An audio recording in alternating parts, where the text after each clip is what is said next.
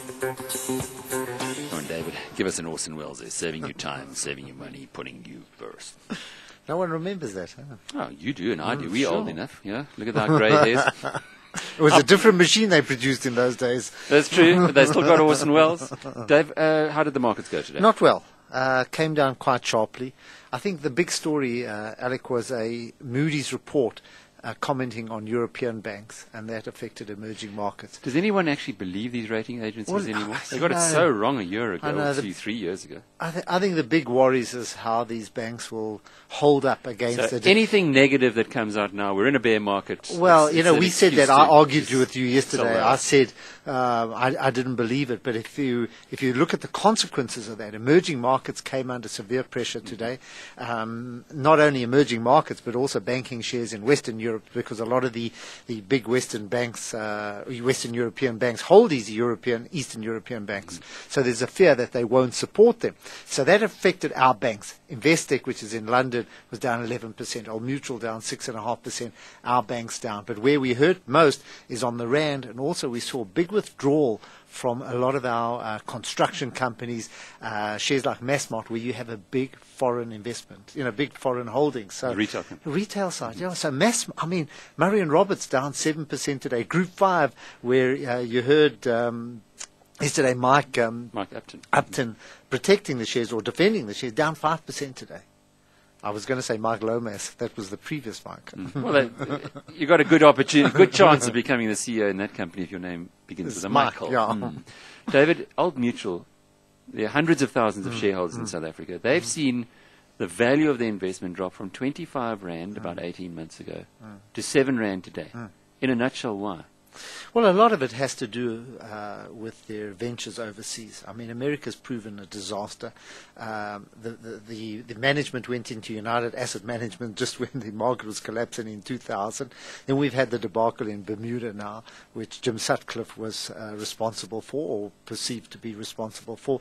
We've had the Scandia deal, which is under a little bit of pressure now, but not that bad. So I think the overseas ventures have really rattled a very, very good company. So I think that's why we've seen no real movement in the share, no real growth in profits either. And I think the worst factor is that some of the... No real movement in the share. Well, the share, it's sorry. a quarter of what it was worth No. 18 months I ago. know, and it's rather sad because a lot of people who converted, who were given shares at the time that they went listing, have made absolutely no money. They've done, I think they're negative compared with where they were when they were listed. When was that, I guess you got 1988? the shares for free. You got them for free, but still, Alec, 1989, 1990, 1998, 99, I think they came onto the market. In 10 years, 10 you've gone years, backwards. Gone backwards, yeah. So you say the reason for this is management. Really poor management. I wonder if they ever had to repay any of their bonuses or the share options. Well, or- I think that's the sad thing, is that if you look at that, management has been exceptionally well paid over the time that they have been listed. for buggering up a good company For messing sure. And I mean, it's a very solid operation in the Cape. in South Africa. In South Africa, Big yeah. green. Anyway, financial shares as a whole down 3.75%. David Shapiro explained why. But the gold bugs are smiling today. 7% jump in gold shares. The flight to safety. Not only do we have the Moody story, but also data coming out of the United States points to a deepening recession. So I think investors are very fearful. And where they're going in times of fear to gold. We've seen platinum as well, so both gold and platinum. But gold hogging the headlines now. Everybody's talking Gold about gold. 967, and I've got a price, a gold share. Well, in fact, we're going to talk to Jeff Nichols on gold a little bit later, so let's not worry about that one too much yet. Platinum, nearly $1,100 an ounce again. Platinum shares, time to look at them That's again? also, they're picking up, yeah, and quite a few analysts are starting to turn more positive on platinum, believing that we've seen the worst in the platinum price. The demand situation seems to be stable. The news coming out of China is better. You heard Chris Griffiths from Kumba last night saying that they're seeing better demand coming out, better factors coming out of China, and I think that's propping up some of the resource shares, and certainly some of the commodity prices. African Rainbow Minerals, though, was down quite sharply after its trading update.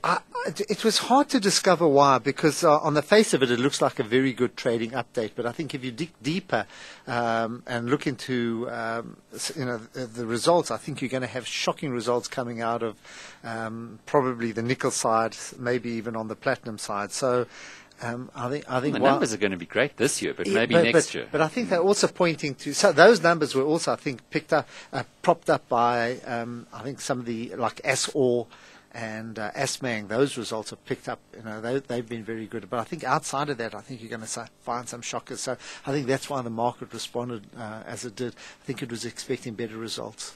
And in the media sector today, Avusa went down to 15 Rand a share. Yeah. The people at Mvela must be feeling a little sore about that one. On that side of it, sure. They had a trading update as well. I'm surprised the share price went up, but that was... Went down. Did it go down sharply today? Yeah, no, it dropped about 5%. The resources, I was looking at the resources. No, I'm talking about Avusa. Oh, Avusa, yeah. No, Avusa down. But Alec, it must be, advertising, print advertising is shrinking. We picked up a Time magazine, the local version of the Time magazine. There wasn't one advert in it. Not one. So I'm sure the overseas Time magazines probably got adverts, but the local version, where they seek overseas, local advertisers, there's nothing in it. So I would assume that advertising must be shrinking. I think that it seems to be okay here on radio, but I don't know what it's like in print. Well, Avusa in the last year, it's now hit a low for the year, 15 Rand a share. It was 31 Rand, so it's halved in the last year. It has really been under a lot of pressure. But if you have a look back in time, it's one of those stocks that really has come under considerable pressure, I suppose, as the economy is biting. The other thing is jobs. Remember, they make a lot from advertising jobs, appointments. That's where. Have you looked at the property? I get the Saturday Star. Used to get 3 thick, almost inserts of property. It's now gone down to 2, and it's very thin. It no longer makes the Saturday Star a weighty paper.